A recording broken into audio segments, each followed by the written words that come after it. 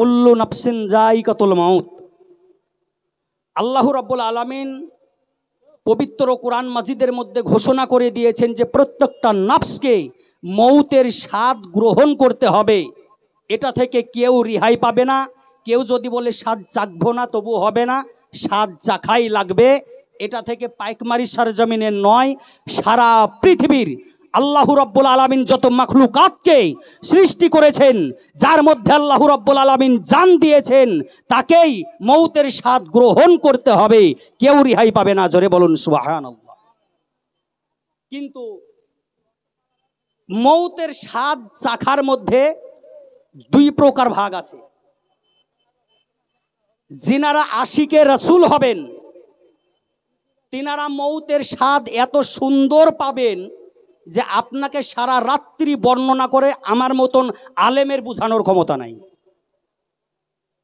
আর যে গুস্তাকে রাসূল হবে আর আশিকে রাসূল দুজনের বললাম, তো আশিকে রাসূলের মৌতের স্বাদটা কত সুন্দর হবে আর গুস্তাকে রাসূলের মৌতের স্বাদটা কত ভয়ানক হবে। একটা খাওয়া আর একটা চাখা, দুটোর মধ্যে পার্থক্য আছে। একজন ব্যক্তি ধ্যানদার মিষ্টি তৈরি করছে, তো ওই ব্যক্তিটাকে অর্ডার করা হয়েছে মিষ্টি, এবং মিষ্টি সেরা যেন মিষ্টি ভালোভাবে দেওয়া হয়, তার মানে চিনি বেশি দিতে হবে। তো সে রান্না করতে করতে দেখবে যে চিনি অল্প আছে না বেশি আছে, মিষ্টিটা কেমন হলো ও চেখে দেখতে পারে। ও খাবে না, যে তৈরি করছে সে হয়তো খাবে না, চেখে দেখবে, তারপর তৈরি করে দিয়ে দিবে। কোনো মা ও বোনেরা তরকারি রান্না করছেন, স্বামী হচ্ছে উগ্র মেজাজি, তরকারিতে যদি লবণ যদি কম হয় তো খাওয়ার পরে পরে রানীনগর হসপিটালের বেড ফাঁকা রাখতে হবে।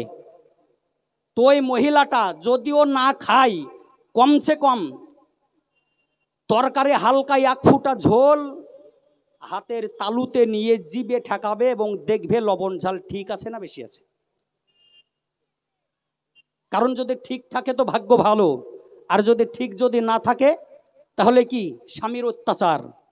তবে আল্লাহ রাব্বুল আলামিন সকলকে বুঝার তৌফিক দান করুক, কারণ ভাগ্যের মালিক হচ্ছেন আল্লাহ রাব্বুল আলামিন। বন্টন কারনেওয়ালা রাসূলে পাক সাল্লাল্লাহু আলাইহি ওয়াসাল্লাম। কিছু মানুষ আছে শয়তানি ওয়াসওয়াসায় পড়ে নির্যাতন করে, তার জন্য চাকতে হয়, তো এটা চাকা। কোনো একজন ব্যক্তি মিষ্টি জীবনে খায়নি, সে বলল মিষ্টি আমি খেতেও পাবো না, আমি খাবো না, একটু চেখে দেখবো। পায়েস রান্না করলো, হাতে তুলে একটু চাখলো। আর একজন ব্যক্তিকে পানসিন্নিতে দাওয়াত দেওয়া হয়েছে, ওকে নিয়ে যাওয়া হলো, পানসিন্নিতে দাওয়াত দেওয়া হয়েছে, 40-এর উপরে বয়স। বাড়িতে কোনোদিন মিষ্টি কিনে খেয়েছে কিনা সে নিজেও জানে না। অলরেডি 65 মিষ্টি খেয়ে 65টা মিষ্টি খাওয়া হয়ে গেছে তার। মুখ যখন অতিরিক্ত মিষ্টি হয়ে গিয়েছে, বাবরচিকে বলছে আমাকে একটু আলু ভাজা দাও। আলু ভাজাটা নিয়ে একটু মুখে দিয়ে মুখটাকে আবার লবণ ঝাল করে নিয়ে আবার 65টা ঝেড়েছে। তারপরের দিন জিজ্ঞেস করার পরে বলছে আর একটা পানসিন্নি আছে, চাচা যান কি আছেন বাড়িতে, ওনাকে দাওয়াত দেবো। তো বলছে নয়, উনি নাই রানীনগর কিংবা ইসলামপুর হসপিটালে অক্সিজেন টানছে, কারণ অবস্থা খারাপ হয়ে গেছে। কারণ রাসূলে পাক সাল্লাল্লাহু আলাইহি ওয়াসাল্লামের সুন্নাত হচ্ছে নিজের পেটকে 3 ভাগ করতে হবে, 1 ভাগ খাবার, 1 ভাগ পানি, 1 ভাগ খালি, যেন শ্বাস প্রশ্বাস নিতে যেন সুবিধা হয়। জোরে বলুন সুবহানাল্লাহ। কারণ রাসূল আকরাম সাল্লাল্লাহু আলাইহি ওয়াসাল্লামের যদি সুন্নাতকে যদি আমরা মেনে চলি, পৃথিবীর জমিনে যতদিন পর্যন্ত বেঁচে থাকব ততদিন পর্যন্ত আমাদের শরীরের কোনো অসুবিধা হবে না। আর যখন সুন্নাতের খেলাফ চলবো অসুবিধা হবে, পৃথিবীর জমিনেও কষ্ট, আখিরাতেও কষ্ট। যখন রাসূল পাক সাল্লাল্লাহু আলাইহি সাল্লামের কথাকে যখন আমরা অমান্য করব এবং তিনার বিধানের যখন সীমাকে লঙ্ঘন করব, তখন আমাদের কপালে বিপদ আছে। মিল্লাত ইসলামিয়া। তো মৌতের স্বাদ সকলকেই চাকতে হবে। তার মধ্যে কেউ ভালোভাবে চাকবে, কেউ খারাপভাবে চাকবে। যিনি মুমিন মুসলমান, যার মধ্যে নবী পাক সাহিবে লাউলাক সাল্লাল্লাহু আলাইহি ওয়াসাল্লামের মোহব্বত যার মধ্যে আছে, ওই ব্যক্তির মৌতের স্বাদ বেঈমান গুস্তাকে রাসূল তার মৌতের স্বাদের মতো হবে না। এমন মৌতের স্বাদ হবে যদি আপনি আমি জানতে পারতাম তাহলে হয়তো আল্লাহ রব্বুল আলামিনকে বলতাম, রব্বুল আলামিন এত সুন্দর নবীর প্রেম ও ভালোবাসা মোহব্বত নিয়ে আমার মৌতের স্বাদ এত সুন্দর হবে আমি জানি না, আমাকে পৃথিবীর জমিনে আবার পাঠিয়ে দিন, আবার আমি এইরকম মোহব্বত করে আবার মৌতের স্বাদ চাকতে চাই। অথচ যদি কোনো বেঈমানকে যদি চাকতে বলা হয়, ওই বেঈমান চাখা তো দূরের কথা, যদি স্বপ্নে একবার দেখানো হয় তোর মৌতটা এরকম পরিমাণ হতে পারে, আল্লাহ রব্বুল আলামিন হালকা পরিমাণও যদি দেখিয়ে দেন তো আগে হার্ট অ্যাটাক করে দিবে মৌতের আগে। তো কোরআন কি বলছে? কুল্লু নাফসিন যায়িকাতুল মাউত, প্রত্যেকটা নাফসকে মৌতের স্বাদ গ্রহণ করতে হবে। কিন্তু মৌতের স্বাদ গ্রহণ করতে হবে এটার মধ্যে কাউরি দ্বিমত নাই। বাপ বেটার মধ্যে দ্বিমত, বাপ একরকম পার্টি করছে, বেটা একরকম পার্টি করছে। বাপ মিষ্টি খেতে ভালোবাসে তো বেটা লবণ ঝাল খেতে ভালোবাসে।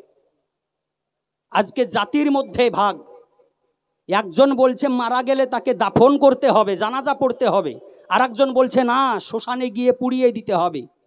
একজন ব্যক্তি এক রাস্তা দিয়ে যেতে পছন্দ করে, আর একজন আর এক রাস্তা দিয়ে যেতে পছন্দ করে। পৃথিবীর জমিনে বাপ বেটা থেকে শুরু করে এই আদম সন্তানের মধ্যে দ্বিমতের শেষ নাই।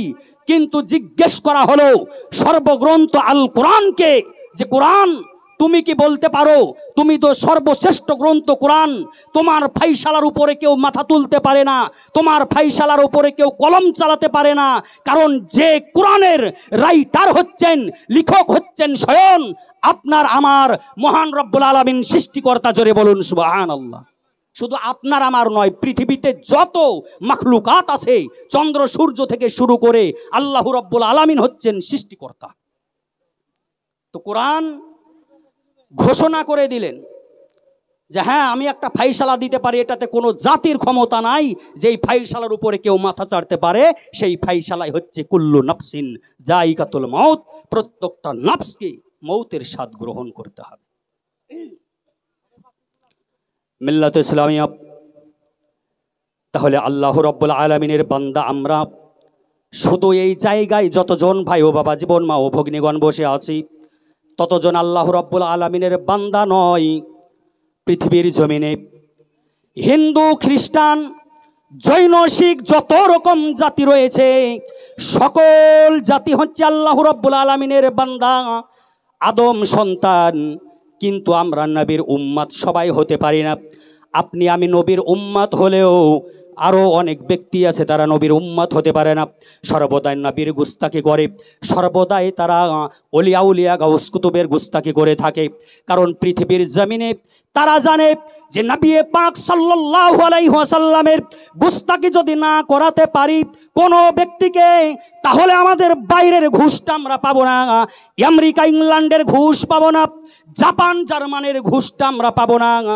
কিভাবে নবী পাক সাহিবে লাউলাক সাল্লাল্লাহু তাআলা আলাইহি ওয়াসাল্লামের গুস্তাকি করানো যায়, কিভাবে ওলিয়া উলিয়া ওলামায়ে কেরামগণের গুস্তাকি করা যায়। আজকে আপনাদের কাছে সর্বপ্রথম একটা প্রশ্ন, একটা মাত্র প্রশ্ন।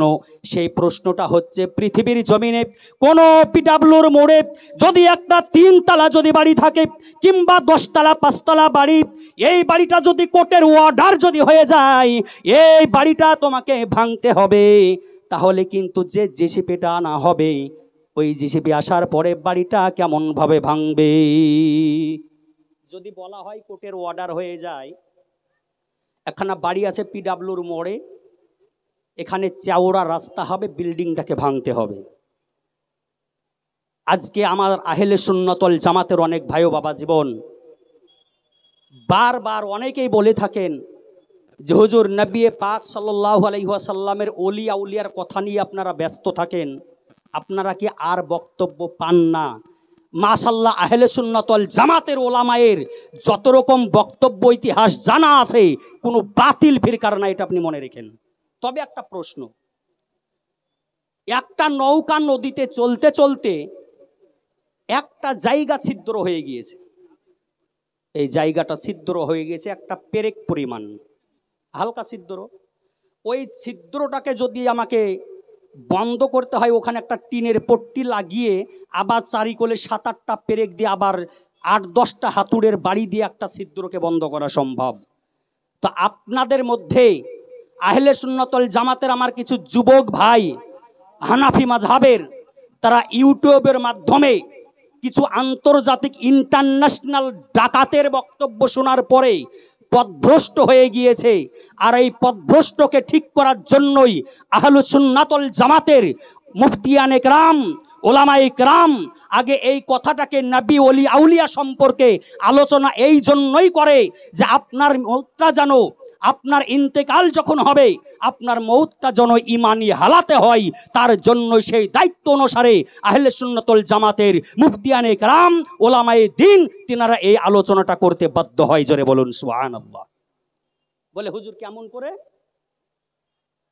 বলে এখান থেকে যদি আপনি ইসলামপুর যাব মনে করেন, তা আপনি মনে ভাববেন না যে পাইকমারির যতগুলো রাস্তা আছে সব ধসে গেলাম ইসলামপুরে যাব। যদি হেলিকপ্টার থাকে এখানে সেটা আলাদা ব্যক্তিগত ব্যাপার, কিন্তু আপনি সাইকেলে হোক হেঁটে হোক আপনি যেতে পারবেন না। তো আপনার একজনের ইমানকে যদি ছিনিয়ে নিতে পারে এই মুখোশধারী, মাথায় টুপি দিয়ে বড় বড় দাড়ি রেখে দিনে 50 বার আস্তাগফিরুল্লাহর জিকির করে আপনার ইমানকে ধ্বংস করছে, আটার মধ্যে থেকে চুল যেমন টেনে বের করলে আটা থেকে কোনো শব্দ আসে না, আটা বুঝতে পারে না, আপনার মধ্যে থেকে আতর খুশবু লাগিয়ে আস্তাগফিরুল্লাহর জিকির করে নামাজ পড়ে কপালে ঘটা ফেলে দিয়ে আপনার মধ্যে থেকে ইমানটাকে টেনে বের করছে, আপনার বুঝার ক্ষমতা নাই। জি, মিল্লাত ইসলামিয়া বলে কেমন করে? এই যে বললাম আপনাদেরকে যে পিডাব্লিউর মোড়ে যদি একটা বিল্ডিং ভাঙার নির্দেশ দেন, কথাটা ভালোভাবে খেয়াল করবেন, পিডাব্লিউর মোড়ে যদি বিল্ডিং ভাঙার একটা নির্দেশ হয়ে যায় হাইকোর্ট থেকে, যখন আপনি জেসিবি আনবেন, ডাকনাম জিসিপি করে লেখা আছে জেসিবি, ওটা যখন আনবে ড্রাইভারকে যদি বলা হয় যে ড্রাইভার এই ঘরটা তোমাকে ভাঙতে হবে 2 ঘন্টার মধ্যে কিংবা 1 ঘন্টার মধ্যে ভেঙে ফেলে দিতে হবে, আপনার আমাকে জবাব দিন ওই ড্রাইভার আসার পরে 3 তলা বিল্ডিংয়ে যত হাজার ইট লেগেছে ইটের গায়ে গায়ে আঘাত করবে, না যতটা কলম আছে কলমে আঘাত করবে ফেলে দেওয়ার জন্য? আপনাদের জ্ঞানে কি বলে? একটু কথা বলুন, হ্যাঁ হু বলুন, কথা বলুন। কলমে আঘাত করবে কেন? ইটে আঘাত করে তো ঘরটাকে ফেলে দিতে পারতো। পারবে না, কলমে আঘাত করবে কেন? যে ইটের বিল্ডিং তৈরি হলেও পুরো বিল্ডিংটাকে ধরে আছে কলমগুলো নেই, আর এই কলমকে যদি আঘাত করে যদি ফেলে দেওয়া হয়, কলমকে যদি ভেঙে দেওয়া হয়, বিল্ডিং নিজে নিজেই পড়ে যাবে। তো আপনার মধ্যে ডাইরেক্ট বলতে পারছে না যে নামাজ পড়ো না, ডাইরেক্ট বলতে পারছে না যে আল্লাহকে মানো না, আপনাকে বলছেন যে আল্লাহ ছাড়া আর কাউকে মানা চলবে না, নাউজুবিল্লাহি মিন জালিক। কারণ রাসূলে পাক সাল্লাল্লাহু আলাইহি সাল্লাম থেকে শুরু করে ওলি আউলিয়া গাউস কুতুব যত আছে, ওলি আউলিয়া পীর পয়গম্বর সকলের বিরোধিতা যদি আপনার মধ্যে ঢুকিয়ে দিতে পারে সেই ব্যক্তিটা, তাহলে আপনি অটোমেটিক বেঈমান হয়ে যাবেন, আর তার অ্যাকাউন্টে টাকাটা ঠিক টাইমে ঢুকে পড়বে, আপনি নিজেও টের পাবেন না। মিল্লাত ইসলামিয়া। তো কলম যেমন ভেঙে দিলে বিল্ডিং উল্টিয়ে যায় আপনার মধ্যে থেকে, ওলামায়ে কেরাম থেকে শুরু করে ওলি আউলিয়া থেকে শুরু করে নবী পাক সাল্লাল্লাহু আলাইহি সাল্লাম পর্যন্ত এই গুস্তাকিটা যদি আপনার মধ্যে কোনো বাতিল ফিরকা যদি ঢুকিয়ে দেয়, তাহলে মনে রাখবেন যে আপনার ঈমান আর কিছু নাই। কারণ একজন ব্যক্তিকে যদি থানায় যদি তলব করে, থানা যদি ডাক দেয়, তো এই ব্যক্তিটা ভয়ে যেতে পারে না যে আমাকে লাকাবে ঢুকিয়ে দিতে পারে। একজন নেতার সাহায্য নিয়ে যেমন যাই, তো ওলি আউলিয়ার সংস্পর্শে থাকলে যদি আজকে আপনি মুফতিয়ানে দ্বীন, ওলামায়ে কেরামের, আহলে সুন্নাতুল জামাতের আইন মোতাবেক, ফতোয়া মাসলা মাসাইল মোতাবেক যদি আপনি চলতে পারেন, আপনার ঈমানটা মজবুত থাকবে, আপনাকে জাহান্নামী বানাতে পারবে না। আর যখনই আপনার ঈমান মজবুত হবে, আপনার মৌতের স্বাদ এত সুন্দর আপনি চাকবেন, সেটা আমি নিজেও বলে কল্পনা করতে পারবো না। আল্লাহ আমাদেরকে ঈমানি হালাতে মৌত দিন এবং আমরা যেন ঈমান নিয়ে যেন কবরে যেতে পারি। সকলে বলুন আমিন। মিল্লাত ইসলামিয়া, আল্লাহ রাব্বুল আলামিন যিনি সুপার পাওয়ার দিয়ে রেখেছেন, মালাকুল মাউত হযরতে ইসরাইল ফেরেশতা ইসরাইল আলাইহিস সালাম, যিনি রূহকে কবজ করেন, এমন একজন ব্যক্তি পৃথিবীর জমিনে পাওয়ারফুল, সে বলতে পারবে না যে আমার বাবার কিংবা আমার মার রুহুকে কবজ করা হয়েছে, তো আমার পারমিশন নেওয়া হয়েছে, আল্লাহর তরফ থেকে তাকে সুপার পাওয়ার দেওয়া হয়েছে। জোরে বলুন সুবহানাল্লাহ। যাই হোক, শাইনুদ্দিন ভাইজান 1000 টাকা মাদ্রাসায় দান করেছে, আল্লাহ রাব্বুল আলামিন তিনার দানকে কবুল করুক, সকলে বলুন আমিন। মিল্লাত ইসলামিয়া। তাহলে বুঝতে পারা গেল মৌতের স্বাদ আমরা চাখবো। এই মৌতের স্বাদ চাখার জন্য পৃথিবীর জমিনে যে কাজ করতে হবে, আমার আল্লাহ রাব্বুল আলামিন পবিত্র কোরআন মাজিদের মধ্যে ঘোষণা করেছেন, ওয়ামা খলাকতুল জিন্না ওয়াল ইনসা ইল্লা লিয়াবুদুন, মানব এবং জিন জাতিকে আমি সৃষ্টি করেছি আমার ইবাদতের জন্য। মৌত একটা এমন বিষয়, আপনি যতই বাহানা করুন না কেন, তাহলে আপনি লুকাতে পারবেন না। যদি আপনি ছিদ্রহীন ঘরের মধ্যে থাকেন, নির্ধারিত সময়ে মৌত আপনার কাছে পৌঁছে যাবে, নির্ধারিত সময়ে পৌঁছাবে। সারা পৃথিবীর রাইফেলধারীকে যদি এক জায়গায় যদি করা হয়, যার রুহটা কবজ হবে, ওই জায়গায় যদি 1000 নয় 80,000 মিলিটারি ফৌজকে যদি দাঁড় করে দেওয়া হয়, রাইফেলকে রেডি করে ওই জায়গায় যদি গোলা বারুদ রাখা হয়, নির্ধারিত সময়ে তার রুহটা কবজ হয়ে যাবে। কাউরি ক্ষমতা নাই ওই জায়গা থেকে ইসরাইল ফারিস্তাকে কেউ আটকাতে পারে, কারণ ইসরাইল ফারিস্তাকে আল্লাহর তরফ থেকে সুপার পাওয়ার দেয়া হয়েছে। আমার আল্লাহ রাব্বুল আলামিন ইসরাইল ফারিস্তাকে যখন বললেন, ইসরাইল তোমাকে আমি এমন একটা দায়িত্বের মধ্যে ফেলে দিলাম, তোমাকে একটা চাকরিতে আমি নিযুক্ত করলাম, এমন একটা চাকরি তোমাকে দিলাম, এই চাকরিটা আমার হুকুম হয়ে গেলে তোমাকে নির্ধারিত সময়ে পালন করতে হবে। ইসরাইল ফারিস্তা রব্বুল আলামিনকে বললেন, রব্বুল আলামিন কি চাকরি আপনি বলুন। আমার আল্লাহ রব্বুল আলামিন বললেন, পিতার সম্মুখ থেকে সন্তানের জানকে কবজ করে আনতে হবে, সন্তানের সম্মুখ থেকে পিতার জানকে কবজ করতে হবে, ওই সন্তানটাকে এতিম বানাতে হবে। ফুলশয্যার রাত্রি, নববিবাহ, নববধূ প্রথম বিবাহ হয়েছে ফুলশয্যার রাত্রিতে, বাসর রাত্রিতে। আমার যদি অর্ডার হয়ে যায়, আমার অর্ডার মোতাবেক তুমি ওই স্বামীর জানকে কবজ করে নিয়ে চলে আসবে, ওই স্ত্রীটাকে ওই রাত্রিতে বেধবা বানাতে হবে আমার নির্দেশে। আমার যদি অর্ডার হয়ে যায় 10 বছর 12 বছর পরে একটা কন্যা সন্তান কিংবা পুত্র সন্তান হয়েছে, অনেক আনন্দের মধ্যে আছে বাপ মা, পিতামাতা বুকের সাথে জড়িয়ে ধরে আনন্দে আত্মহারা হয়ে গিয়েছে, আমি আল্লাহ রাব্বুল আলামিন যদি হুকুম দিয়ে দিই, ওই আত্মহারা অবস্থায় ওই সন্তান, ওই বাচ্চার রুহকে কবজ করে নিয়ে চলে আসতে হবে। ওই সন্তানকে, ওই সন্তানের জানটা কবজ করে নিয়ে এসে পিতা হারা মাতা হারা সন্তান নয়, সন্তান হারা পিতা মাতা ওই দুইজনকে বানিয়ে দিতে হবে। এটা হচ্ছে তোমার দায়িত্ব। মালাকুল মউত ইসরাইল ফারিস্তা যেন বললেন, রব্বুল আলামিন আপনি যে নির্দেশ করলেন, এই নির্দেশ আমি নির্ধারিত সময়ে আমি করে দিতে পারবো। আমার কাছে এটা করা কোনো আশ্চর্যজনক বিষয় নয়, কিন্তু পৃথিবীর জমিনের একজন সাদের ভালোবাসার মানুষ রুহটা যখন আমি কবজ করব, ওই রুহটা কবজ করার সময় যখন ওই মানুষটা কান্নাকাটি করবে, ওই মানুষটা রুহটা কবজ করে নিয়ে চলে আসব, ওই মানুষটা কাটা কবুতরের মতো জমিনে গড়াগড়ি খেলবে, কাটা মুরগির মতো ছটপট করতে থাকবে। তখন হয়তো মানুষেরা সমালোচনা করবে আমার জন্য। আমার আল্লাহ রাব্বুল আলামিন বললেন, হে ইসরাইল ফারিস্তা, আমি সৃষ্টি করেছি তোমাকে, সারা বিশ্ব জাহানকে সৃষ্টি করেনেওয়ালা আমি যে দায়িত্বটা দিলাম, এই দায়িত্বটা তুমি নির্ধারিত সময়ে তুমি পালন করে যাবা। তোমার যেন কেউ সমালোচনা করে না, কাউরি রুহকে কবজ করতে গিয়ে কেউ যেন গালাগালি না করে, তার জন্য আমি আল্লাহ রাব্বুল আলামিন আমার দায়িত্ব, এটা তোমার দায়িত্ব নয়। বলছে ইসরাইল ফারিস্তা বলছেন যে রব্বুল আলামিন আমি যে রুহকে কবজ করব, তো পৃথিবীর মানুষেরা তো বুঝবে না, তারা তো অনেকেই সমালোচনা করবে, কারণ সমালোচনা করার কোনো রাস্তা নাই। আল্লাহর নির্দেশে একজন ব্যক্তির রুহ কবজ হবে, আপনি আমি সমালোচনা করার অধিকার আপনার আমার নয়, কারণ অধিকারই তো নয়, আপনি কিসে সমালোচনা করবেন?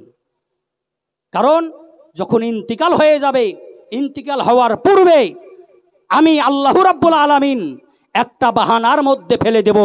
কারণ যখন ইন্তিকাল হয়ে যাবে, এই পাইকমারিসার জমিনে কেউ যদি ইন্তিকাল করে, কোনো মানুষ বসে কান্নাকাটি করে, আবার কোনো মানুষ দেখা যাচ্ছে রাস্তার ধারে গোল হয়ে 10-20 জন মানুষ দাঁড়িয়ে আছে। ওই জায়গাতে যাওয়ার পরে যদি জিজ্ঞেস করা হয়, ভাইজান এই ব্যক্তিটা ইন্তিকাল হলো অল্প বয়স কিভাবে, তো আজ পর্যন্ত আপনারা এবং আমি নিজেও শুনিনি কেউ মালাকুল মাউত ফারিস্তাকে, ইসরাইল ফারিস্তাকে কেউ গালি দিয়েছে। কারণ গালি দেওয়ার অধিকার নাই। হয়তো বলেছে এই ব্যক্তিটা 100 মিটারে গাড়িকে ছেড়ে যাচ্ছিল, হঠাৎ করে ডাম্পারের ধাক্কায় মারা গিয়েছে। এর হাই সুগার ছিল, মিষ্টিটা যদি না খেত তাহলে হয়তো মরতো না। এই ব্যক্তিটার ব্লাড প্রেশার বেড়ে গিয়েছিল, যদি রোদ্রে যদি না যেত তাহলে হয়তো মাথায় রক্ত উঠে ব্রেন স্ট্রোক করতো না। এই ব্যক্তিটা গাছে উঠেছিল, যদি নিচ থেকে লঘি দিয়ে যদি কিছু পাতা পারতো তাহলে ডাল থেকে পড়ে পিঠে সিদ্ধারা বেঁকা হয়ে মারা যেত না, ভেঙে মারা যেত না। একটা বাহানার মধ্যে আপনি থাকবেন, কিন্তু আল্লাহ রাব্বুল আলামিনের হুকুমের 1 সেকেন্ড আগেও নয়, 1 সেকেন্ড পরেও নয়। অথচ আমরা আজকে মৌতটাকে ভুলে গিয়ে আজকে আমরা পৃথিবীর রঙ্গমঞ্চ নিয়ে আজকে আমরা বেশি ব্যস্ত হয়ে গিয়েছি। মৌত সবচাইতে বড় আপনি আমি সৌভাগ্যবান যে আখেরি জামানার পয়গম্বর নবী মুহাম্মদুর রাসূলুল্লাহ সাল্লাল্লাহু আলাইহি ওয়াসাল্লামের আমরা উম্মত হতে পেরেছি। এর চাইতে বড় সৌভাগ্যবান আর কি হতে পারে? অথচ আমরা যদি মওতকে যদি স্মরণ করি আমাদের উপকার কতখানা। মিল্লাত ইসলামিয়া নবী পাক সাল্লাল্লাহু আলাইহি ওয়াসাল্লামকে জিজ্ঞেস করলেন, হযরত আয়েশাতুল হুমায়রা রাদিয়াল্লাহু তাআলা আনহা তিনি যেন নবী পাক সাল্লাল্লাহু আলাইহি ওয়াসাল্লামকে বলছেন, ইয়া রাসূলুল্লাহ, ইয়া হাবিবাল্লাহ, নবী গো শহীদের মর্যাদা কত সুন্দর, শহীদের মর্যাদাটা এত সুন্দর। কেউ যদি শহীদ হয়ে যায় পৃথিবীর জমিনে, আপনি আমি যদি মারা যাই, আপনাকে আমাকে গোসল দেওয়া হবে, তারপরে দাফন করা হবে। যারা দ্বীনের জন্য, যারা কোরআনের ইজ্জতকে রক্ষা করার জন্য, যারা হাদিসের সম্মানকে বাঁচাবার জন্য, যারা পৃথিবীর জমিনে আল্লাহর দ্বীনকে কায়েম করার জন্য কাফেরের তলোয়ারের আঘাতে, নেজাবল্লমের আঘাতে যেনারা শহীদ হয়ে গিয়েছেন, এই শহীদদেরকে বিনা গোসলে রক্তাক্ত শরীর তাদেরকে দাফন করে দেওয়া হয়। কাল কিয়ামতের ময়দানে তিনারা উঠবেন, ওঠার পরে আমার আল্লাহ রাব্বুল আলামিন জানার পরেও জিজ্ঞেস করবেন, ফারিস্তারা জিজ্ঞেস করবেন, রব্বুল আলামিন এই ব্যক্তিটা কায়, এই ব্যক্তিরা কারা, এদের শরীরে এত ক্ষত বিখ্যাত দাগ, এদের শরীরে নেজা বললাম তারওয়ালের দাগ, এদের শরীরে বুলেটের দাগ কেন? সঙ্গে সঙ্গে জবাব দেওয়া হবে যারা ওই ব্যক্তি দ্বীনে ইসলামকে কায়েম করার জন্য, ইসলামকে জিন্দা রাখার জন্য কাফেরের তলোয়ারের আঘাতে তারা শহীদ হয়ে গিয়েছে, তাদেরকে সম্মানের সঙ্গে তাদের চেহারাটা এত উজ্জ্বল করা হবে। পূর্ণিমার চাঁদের রাত্রি যেমন জ্যোৎস্নাময় রাত্রি, উজ্জ্বল রাত্রি, এর চাইতে উজ্জ্বল করে তাদের চেহারাকে উজ্জ্বল করে তাদেরকে বিনা হিসাবে আমার আল্লাহ জান্নাত দিয়ে দিবেন। একটু জোরে সরে বলা যাবে কি সুবহানাল্লাহ?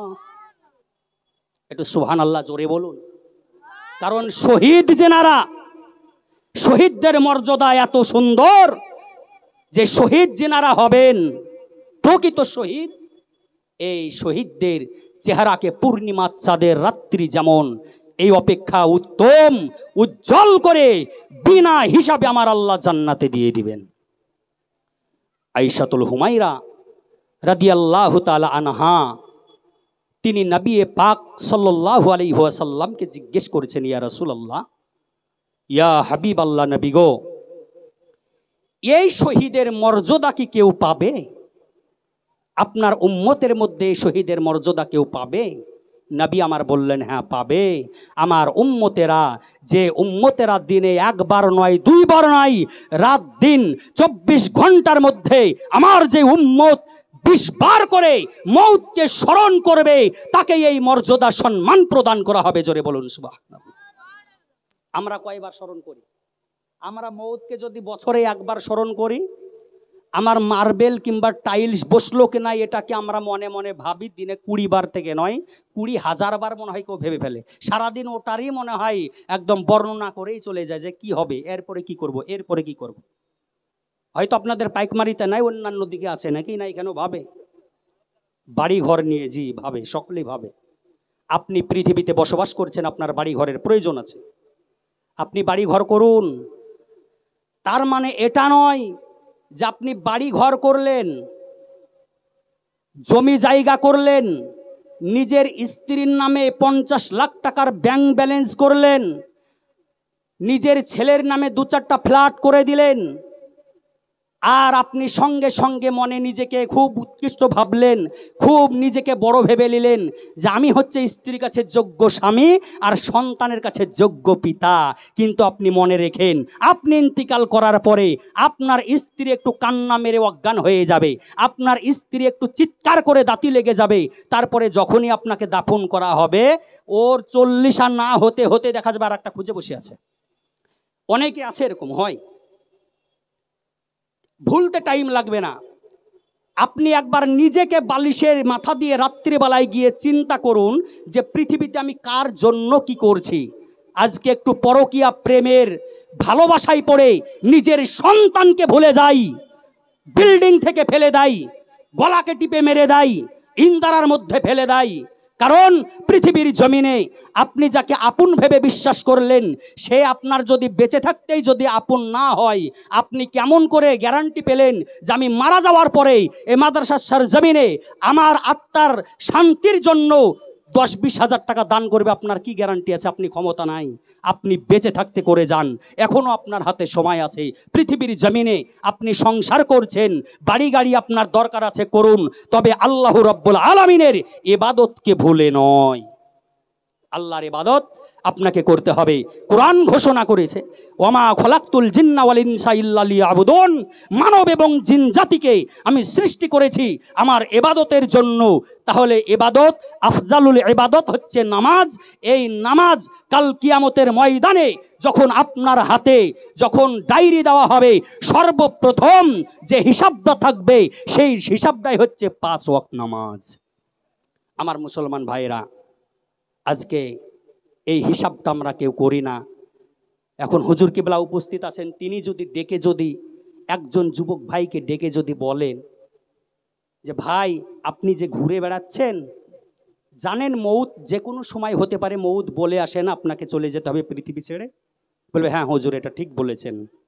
এই কথা হুজুরের সম্মুখে কথা দিয়ে উনার কাছ থেকে নেমে রাস্তা পর্যন্ত না যেতে যেতে শয়তান এমনভাবে পিন মারতে শুরু করবে।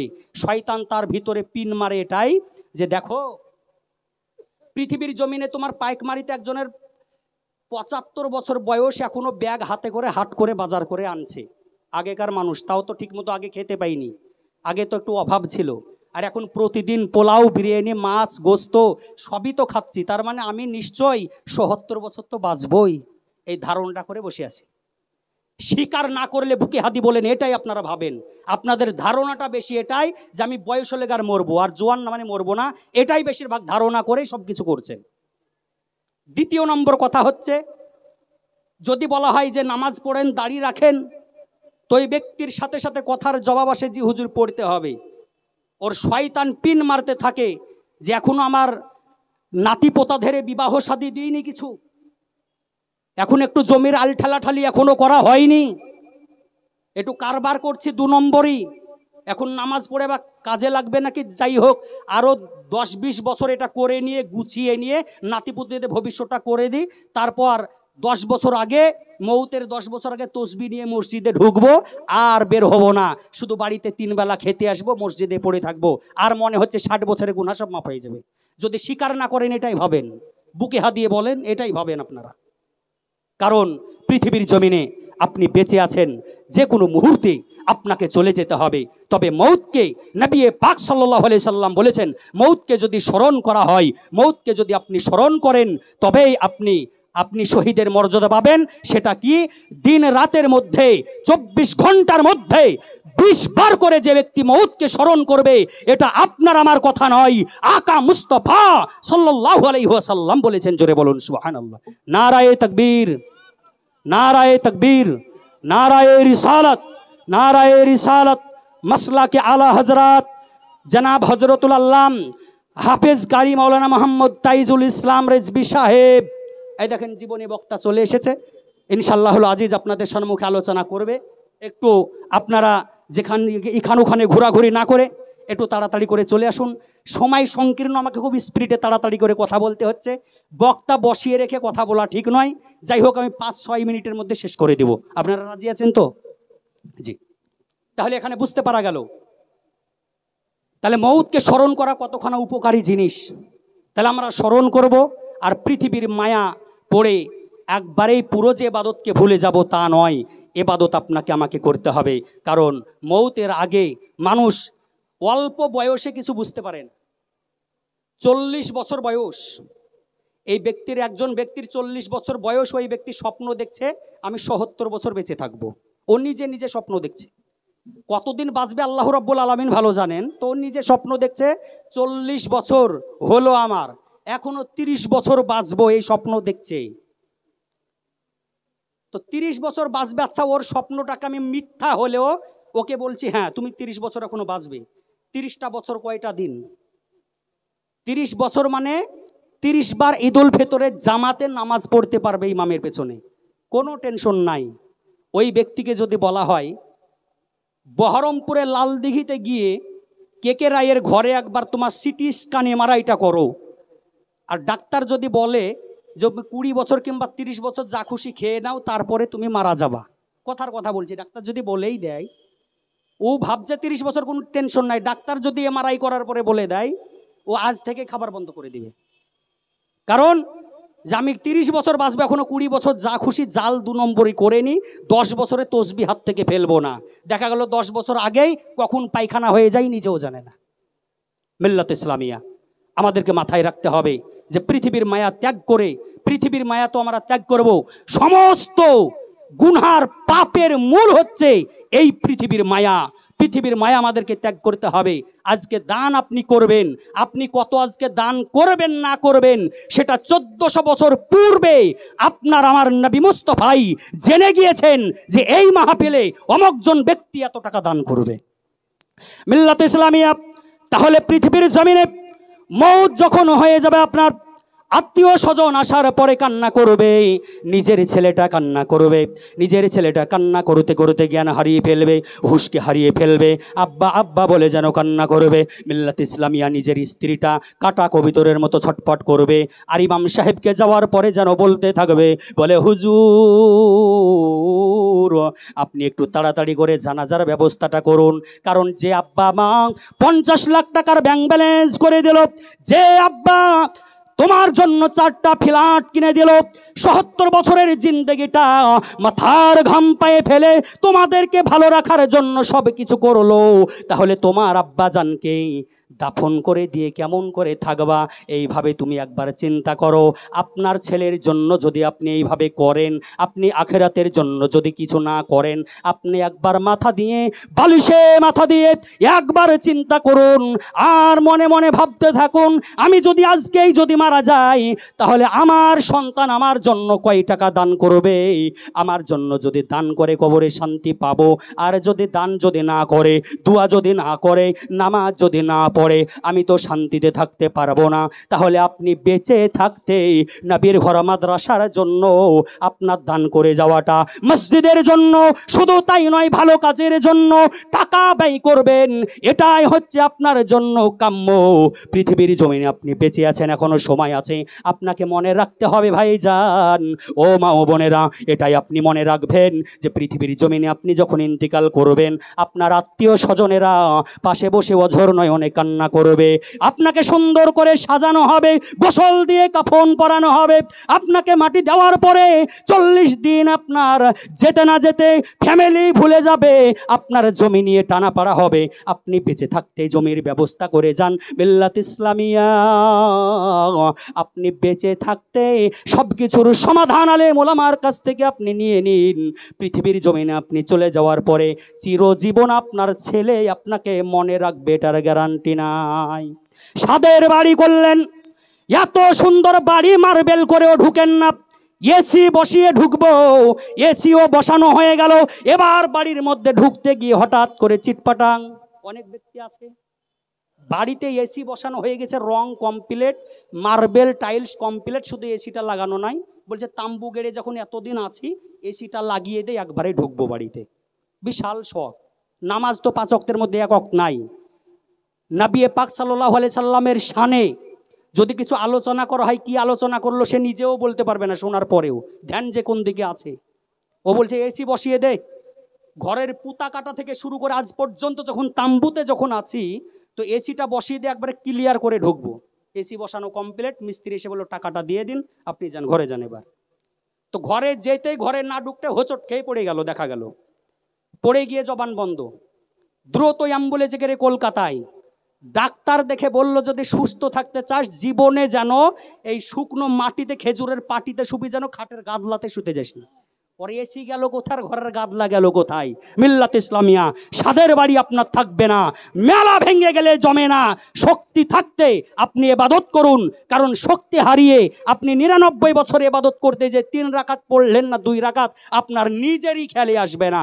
সেই জন্য আপনাকে বলতে চাই মিল্লাত ইসলামিয়া যে আপনি ইবাদত করুন আপনার স্মরণ শক্তি ঠিক থাকা অবস্থায়, আপনি ইবাদত করুন রক্তের জ্বর থাকা অবস্থায়, এটাই আপনার জন্য কামিয়াবি। মিল্লাত ইসলামিয়া এই ইবাদতটা করবেন, স্মরণ থাকবে 2 রাকাত পড়লাম না 3 রাকাত পড়লাম, স্মরণ থাকবে আমি কোন সূরাটা তেলাওয়াত করলাম, স্মরণ থাকবে আমি কেরাত কি পড়লাম।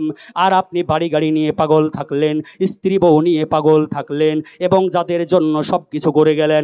মাদ্রাসার চাঁদা চাইতে গেলে আপনি গালাগালি করেছেন, এই গালাগালি করার কারণে আপনার বড় 7 তলা নয় 100 তলা বাড়িও যদি আপনি করেন, এই বাড়ির মার্বেল ভিআইপি বাড়ি এবং রং টাইলস মার্বেল 1 জাররা পরিমাণ আপনার কবরে শান্তি দিতে পারে না। শান্তি যদি দিতে পারে 1 টাকা থেকে শুরু করে যত দান করবেন, এই দানটা কাল কিয়ামতের ময়দানে এটিএম থেকে যেমন আমরা টাকা তুলি, এটা আমাদের ইন্তিকাল করার পরে কাল কিয়ামতের ময়দানে কাজে লেগে যাবে। সাদের বাড়ি থাকবে না, সব ভেঙে যাবে। আপনি যতই রক্তের গরমের চোটে আপনি মাথায় আঘাত করুন না কেন, এই রক্তের গরম আপনার থাকবে না। সেই জন্য কবি বলছেন কার ভরসায় আছো রে মন, কিসের করো আশা, আরে এত সাদের বাড়ি একদিন ভেঙ্গে যাবে তোমার বাসা। কার ভরসায় আছো রে মন, কিসের করো আশা, আর এত সাদের বাড়ি একদিন ভেঙ্গে যাবে তোমার বাসা। ও তোমার গুনাবিনে ফুরাইয়া যাইবে, যৌবনে লাগবে ভাটি, ওই যে দেখো ডাকিতেছে তোমায় কবরের মাটি। কার ভরসায় আছো রে মন, কিসের করো আশা, এত সাদের বাড়ি একদিন ভেঙ্গে যাবে তোমার বাসা। ও তোমার গুনাবিনে ফুরাইয়া যাইবে, যৌবনে লাগবে ভাটি, ওই যে দেখো ডাকিতেছে তোমায় কবরের মাটি। সন্ধ্যার আগে যেদিন ডুববে রে বেলা, এক পলকে ভেঙে যাবে সেদিন রঙেরই মেলা। আরে কার দিবা তুমি জোরে ধমক, কার দিবা তুমি জোরে ধমক, কার মাথায় ভাঙবা লাঠি, ওই যে দেখো ডাকিতেছে তোমায় কবরের মাটি। খবর পেয়ে আসবে আত্মীয় স্বজন তোমার চারি পাশে বসে সবাই করি বেকান্দন, আরে সাজাইবে তোমায় মোহনের মতন, সাজাইবে তোমার মনের মতন, কি সুন্দর পরিপাটি। ওই যে দেখো ডাকিতেছে তোমায় কবরের মাটি, ওই যে দেখো ডাকিতেছে তোমায় কবরের মাটি। লাস্ট ছন্দ একবার জোরে বলুন সুবহানাল্লাহ। ঘুইরা মরো তুমি মায়ারি পিছে, ইয়া তো আশা ভালোবাসা পাবে সকলে মিলে। আরে কোন দিন জানি আইসা পড়ে, কোন দিন জানি আইসা পড়ে ইজরাইলের হাতের চিঠি। ওই যে দেখো ডাকিতেছে তোমায় কবরের মাটি, ওই যে দেখো ডাকিতেছে তোমায় কবরের মাটি। মিল্লাত ইসলামিয়া এতক্ষণ আপনাদের সম্মুখে বক্তব্য রাখলাম। বলাও ভাষার মাধ্যমে যদি হয়ে থেকে ত্রুটি তো ক্ষমা প্রার্থী। আপনাদের সম্মুখে আয়াতে কারিমা তেলাওয়াত করেছিলাম, কুল্লু নাফসিন জাইগাতুল মাউত, প্রত্যেকটা নাফসকে মৌতের স্বাদ গ্রহণ করতে হবে। আমার নবী মুস্তফা বলেছেন যে ব্যক্তি মৌতকে স্মরণ করলো তাহলে সেই ব্যক্তি কামিয়াবি হয়ে গেল। কারণ আমরা মৌতকে স্মরণ করব বেশি বেশি করে, আর আমরা নবীর মোহাব্বত নিয়ে পাঞ্জেগারা নামাজ আদায় করব, তার সাথে মাদ্রাসা আছে দেশের, এটাকে ফলো রাখবো। আল্লাহ আমাদের সকলকে তৌফিক দান করুক, সকলে পড়ুন আমিন। এবং আপনারও ফারিস্তা নয়, আমিও ফারিস্তা নয়, আপনার আমার মধ্যে ভুল হবে এটাই স্বাভাবিক। তার জন্য সকলেই আমরা একবার ইস্তেগফার পড়ে নিই। সকলে আমার সাথে সাথে পড়ুন, আস্তাগফিরুল্লাহ রব্বি মিন কুল্লি জামবিউ ওয়া আতুবু ইলাই, লা হাওলা ওয়ালা কুওয়াতা ইল্লা বিল্লাহিল আলিয়্যিল আযীম, লা ইলাহা ইল্লাল্লাহু মুহাম্মাদুর রাসূলুল্লাহ সাল্লাল্লাহু তাআলা আলাইহি ওয়াসাল্লাম।